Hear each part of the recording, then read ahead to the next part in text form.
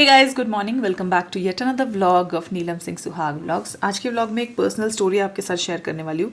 इस स्टोरी की स्क्रिप्टिंग मैंने नहीं करी है क्योंकि अपनी लाइफ से जुड़ी हुई जो चीज़ें होती हैं, जो कहानियाँ होती हैं, उन्हें शेयर करने के लिए कोई स्क्रिप्ट की ज़रूरत नहीं पड़ती क्योंकि वो तो हमें बिल्कुल ज़ुबानी याद होती हैं। तो यहाँ पे बिल्कुल हार्ट टू हार्ट आपसे बात करने वाली हूँ। जो जो मेरे एक्सपीरियंसेस रहे हैं वो सब शेयर करने वाली हूँ।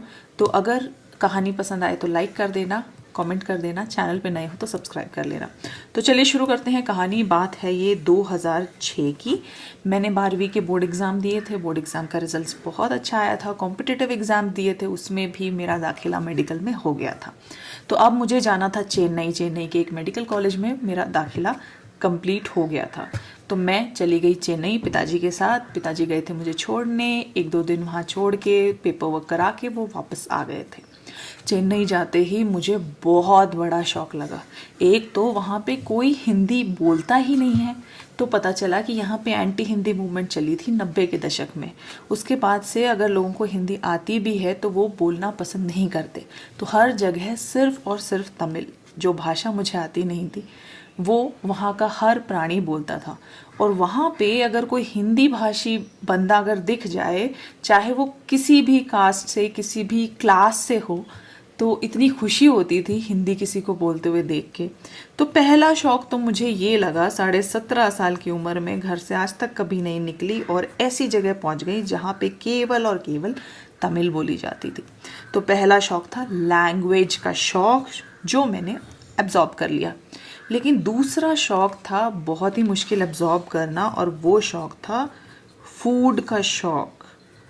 तो वहाँ का फूड था एंटायरली साउथ इंडियन। हालांकि मुझे साउथ इंडियन खाना पसंद था, मम्मी से अक्सर मैं इडली डोसा बनवा लेती थी, लेकिन डेली साउथ इंडियन खाना खाना थोड़ा सा मुश्किल था, वो भी सरकारी कॉलेज के हॉस्टल का।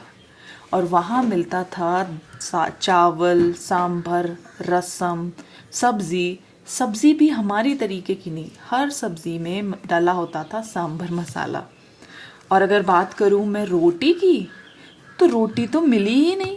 मैं वेट कर रही थी कब मिलेगी रोटी, कब मिलेगी रोटी। एक हफ्ता जब गुजर गया तब पता चला कि हॉस्टल के मेन्यू में केवल गुरुवार की रात को डिनर में रोटी दी जाती है और फ्राइडे को दी जाती है पूरी। तो 7 दिन के मील हो गए 21, 7 या 21 मील्स में से 2 दिन हफ्ते में आपको मिलती है या तो पूरी या तो रोटी। मेरी तो हालत ख़राब हो गई थी। मुझसे चावल, सांभर, रसम कुछ भी नहीं खाया जा रहा था। फिर भी मैं कोशिश करती थी खाने की, क्योंकि पता था कि खाऊंगी नहीं तो कमज़ोरी आ जाएगी, फिर पढ़ाई कैसे करेंगे जिसके लिए यहाँ पे आए हैं। तो लंच की प्लेट पूरी भर के लेकर आती थी मैं, और जब उसे खाने बैठती थी 1-2 चम्मच अंदर जाते थे और आंसू टप टप बाहर आते थे। बहुत ही मुश्किल समय था। मैंने पिताजी माताजी को फ़ोन लगाया और उन्हें कहा कि ये दिक्कत है, आप मुझे वापस बुला लीजिए, मुझसे ये नहीं हो पाएगा।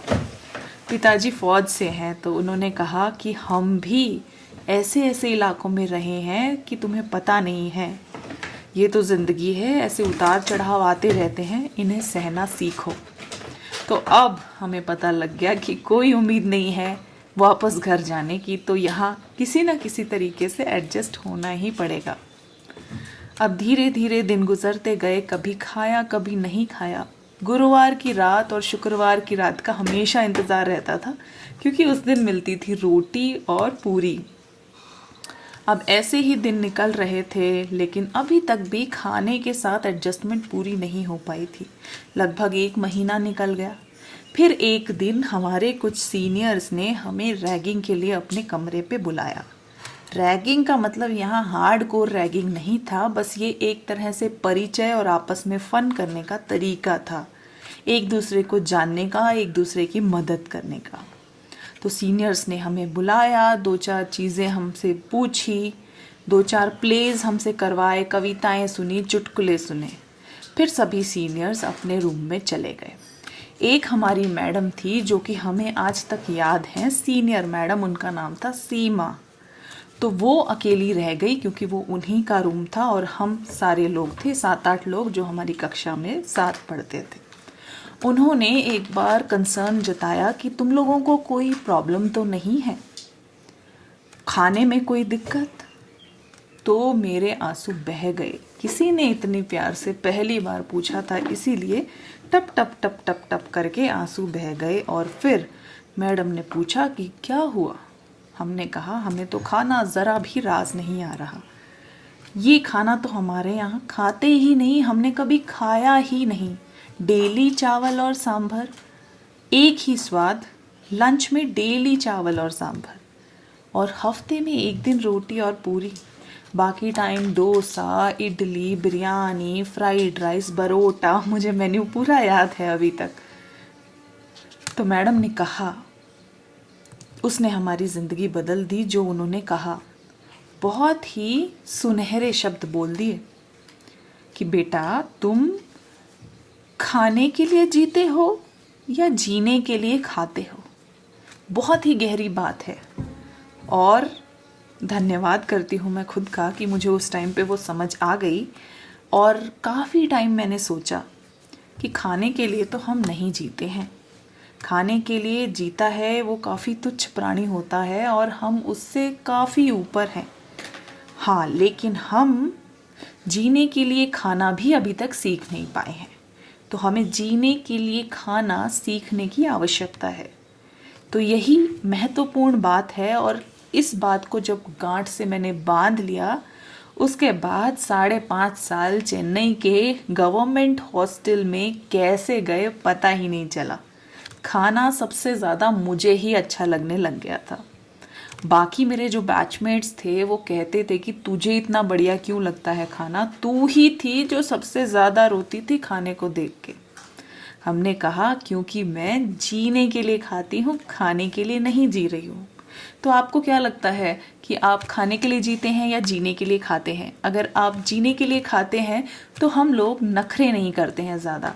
तो अगर इस बात को समझ जाएं तो हमारे बच्चे भी, हम भी, कोई नखरे नहीं करेगा। थोड़ा बहुत खाने के टेस्ट में ऊपर नीचे होता रहता है, लेकिन अपने सेंसेस पे इतना भी क्या डिपेंड होना। एप्पल छील के दो, अंगूर छील के दो, मसाला डालो, लाल मिर्च डालो, अरे ठीक है, सात्विक भोजन करो, जीने के लिए खाओ। कैसी लगी आपको स्टोरी मुझे कमेंट करके ज़रूर बताना। ये मेरी पर्सनल विचार है, पर्सनल ओपिनियन है। कोई कैसे भी रह सकता है, कोई कैसे भी खा सकता है। तो एक और अच्छे से ब्लॉग में मैं फिर से मिलूंगी। तब तक के लिए bye bye, stay happy, stay healthy and stay productive. Bye bye.